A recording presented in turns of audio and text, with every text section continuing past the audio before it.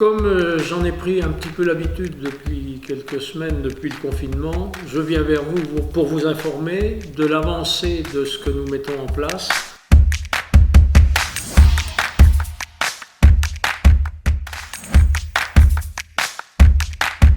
J'ai eu une conversation hier avec le président de l'Interco qui va mettre un fonds de réserve à la région. Alors il mettrait 1 euro par habitant et la région en mettra 3. Et nous, en tant que commune, on est prêt à aider les commerçants qui auraient des difficultés pour faire leur dossier. Les services de la mairie sont prêts à les aider pour pouvoir être abondés par ce fonds. Alors les conditions, je ne les connais encore pas tout à fait, on va voir au fil de l'eau. Le 11 mai, j'espère qu'on pourra réouvrir les boutiques, ça serait quand même pas mal. Le président a dit qu'il réouvrirait les écoles. On n'a encore pas les modalités. On est en train de travailler avec l'éducation nationale pour savoir qui, comment on fait. Par contre, pour les enfants des soignants, l'éducation nationale nous a fait savoir qu'elle a demandé au centre de loisirs, qui en est d'accord, pour réouvrir le centre pour uniquement les enfants des soignants, ceux que nous accueillons actuellement dans l'école de Charny. Ils seront accueillis par du personnel du centre de loisirs et du personnel communal pour qu'ils aient quand même, un moment de vacances. Bon, les autres sont confinés, mais l'éducation nationale tenait absolument à ce que ça se passe comme ça.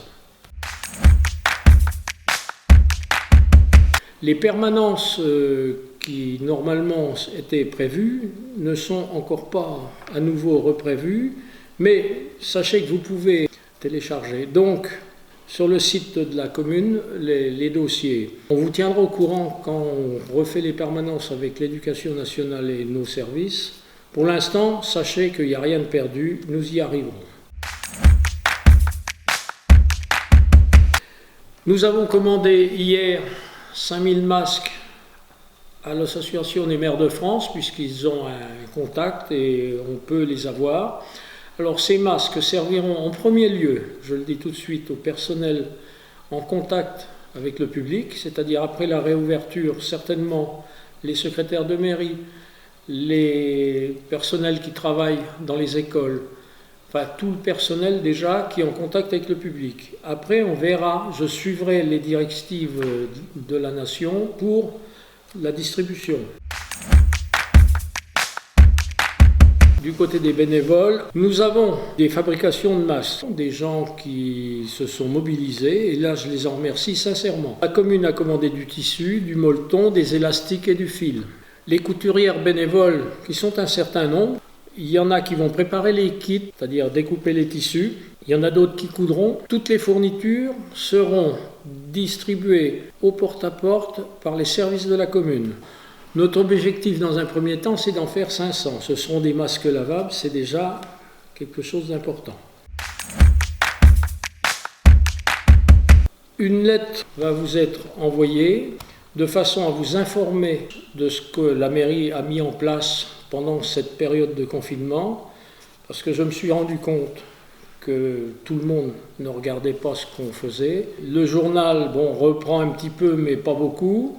Alors il y a des gens qui sont complètement, ignorants de ce qui se passe. Donc l'idée c'est d'informer.